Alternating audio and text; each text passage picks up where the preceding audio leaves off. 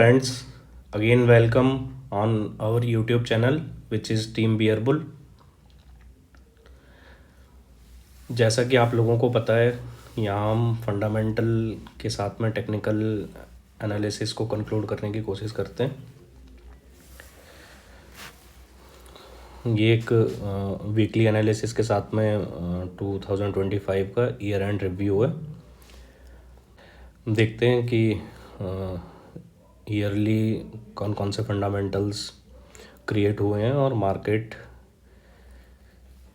को किस तरीके से उनने गाइड किया है और आगे किस तरीके का सिनेरियो उनके बेसिस पे फॉर्म होगा।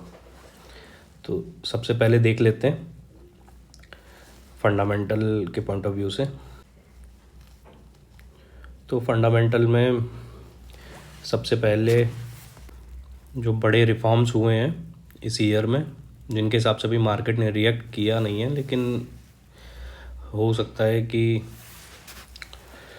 कुछ चीज़ें पेंडिंग हैं और उनको कंक्लूड करते हुए इन पैरामीटर्स का रिएक्शन जनवरी में बजट के साथ देखने को मिले।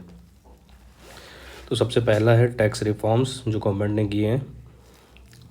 जो 2025-26 का बजट आया था उसमें इनकम टैक्स की लिमिट को इंक्रीज़ करा गया था, जो 12 लाख तक है।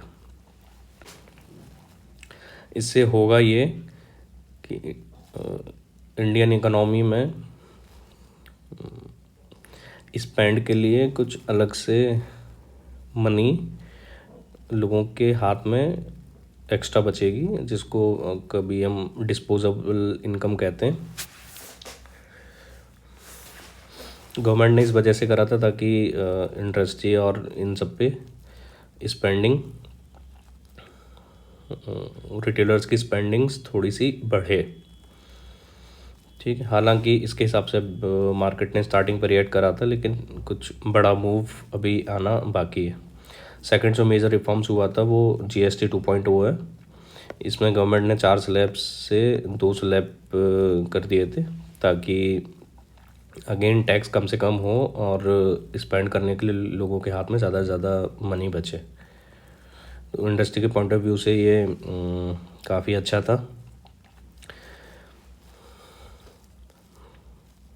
आगे सेकंड जो है वो इंडिया की सोवरेन क्रेडिट रेटिंग जो है वो इम्प्रूव हुई है 2025 में। S&P, मॉर्निंग स्टार, INR, इन तीनों ने क्रेडिट रेटिंग को इम्प्रूव किया है इंडिया की। आगे थर्डली जो है वो ट्रेड एग्रीमेंट्स है। 2025 में बायलैटरल काफ़ी ट्रेड इंडियन गवर्नमेंट ने किए हैं, जैसे इंडिया और EFTA है। यूरोप की काफ़ी कंट्रीज़ इसमें कवर है। सेकंड जो है इसमें इंडिया ओमान और इंडिया UAE के साथ में भी फ्री ट्रेड एग्रीमेंट हुआ है। एक इंडिया UK का भी है। इंडिया ऑस्ट्रेलिया और इंडिया अफ्रीका के साथ भी बायलैटरल एग्रीमेंट हुए हैं। इसके अलावा भी काफ़ी है। तो इन बायलैटरल एग्रीमेंट से इंडिया का एक्सपोर्ट जो है वो बूस्ट होने की पॉसिबिलिटी है।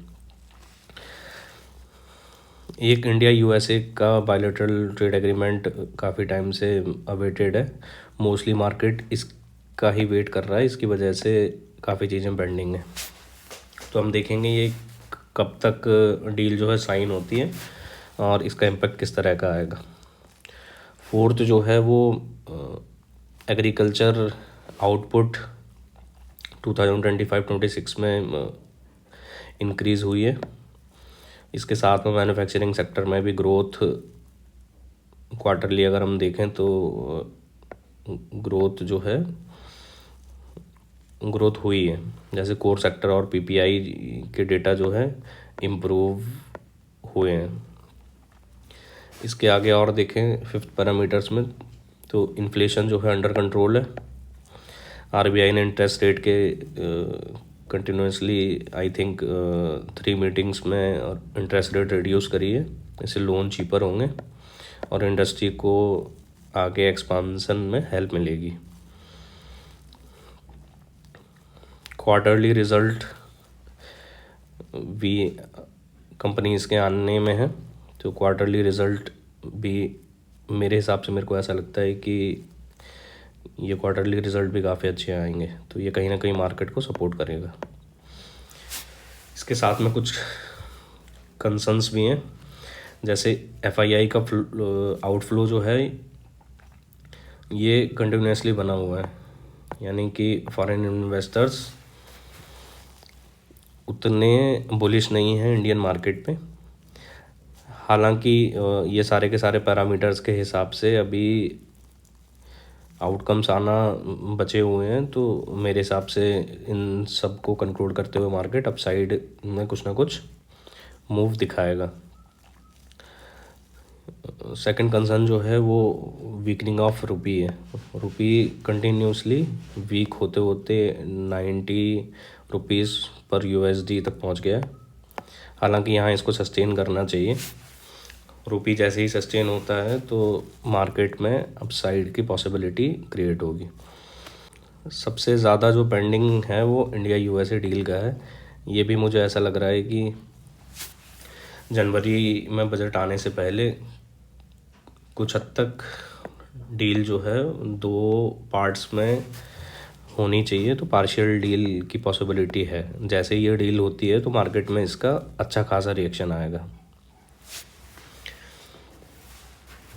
फंडामेंटल पॉइंट ऑफ व्यू से इतना ही है। अब हम टेक्निकल पे देख लेते हैं कि निफ्टी में क्या फॉर्म हो रहा।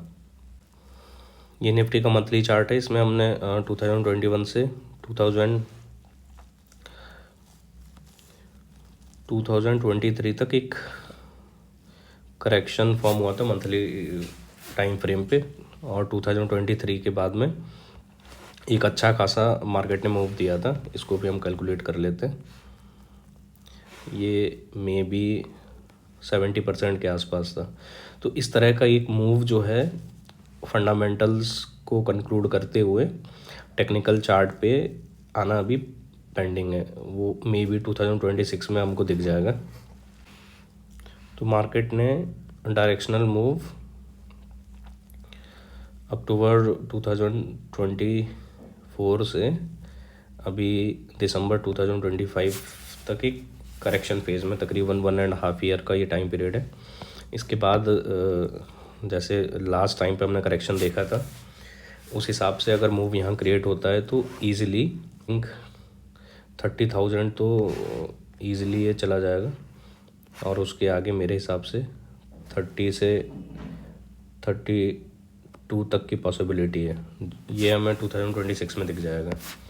इसके हिसाब से अगर हम इसको भी कैलकुलेट करते हैं तो अप्रॉक्स 40-50% का मूव है। आगे हम वीकली पे डिस्कस कर लेते हैं इसको।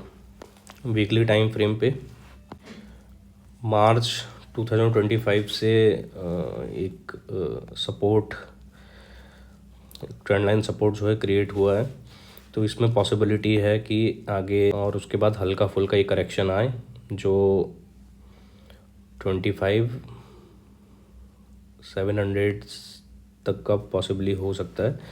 या फिर सेकंड सिनेरियो ये बन सकता है कि मार्केट अपने ऑल टाइम हाई को ब्रेक करते हुए इसी ट्रेंड लाइन पे आगे 30,000 तक का मूव दिखा दे।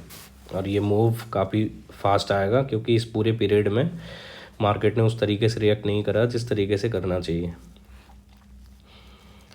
आगे हम डेली टाइम फ्रेम पे और समझ लेते हैं। डेली टाइम फ्रेम पे ये जो सिनेरियो यहाँ क्रिएट हो रहा है उस पर पोजीशन बाय करके होल्ड करने वाली हैं। या तो बाय करके होल्ड करें पोजीशन को, या फिर ब्रेकआउट का वेट करें। ब्रेकआउट के बाद जब करेक्शन होगा तब अपनी बाय साइड की एंट्री डालें। सेल साइड का सिनेरियो इसमें बिल्कुल भी नहीं है, तो मेरे हिसाब से सेल के ट्रेड से बचना चाहिए। आगे हम वीकली पॉइंट ऑफ व्यू से अगर देखें तो मार्केट क्रिसमस का वीक है ये। दिसंबर क्रिसमस वीक में और न्यू ईयर वीक में वॉल्यूम मार्केट्स में काफ़ी लो रहते हैं, तो आई थिंक ये वाले वीक में स्विंग हाई को टेस्ट करके एक करेक्शन का मूव दे सकता है। तो हमें ट्राई ये करना है कि 25,700 से अगर बाइंग की अपॉर्चुनिटी मिलती है तो बाय का ट्रेड बनाएं और स्विंग हाइक तक बाय को बुक करें। उसके बाद फिर ब्रेकआउट होने दें, फिर जब करेक्शन आएगा तो करेक्शन पे अगेन बाय ट्राई करें। और जो ज़्यादा रिस्क ले सकते हैं वो अपनी पोजीशन को होल्ड भी कर सकते हैं। सो अभी इतना ही रखते हैं इसको, आगे जैसे भी चीज़ें फॉर्म होंगी उस हिसाब से हम डिस्कस करेंगे। ठीक है, this is from my side. Thank you friends.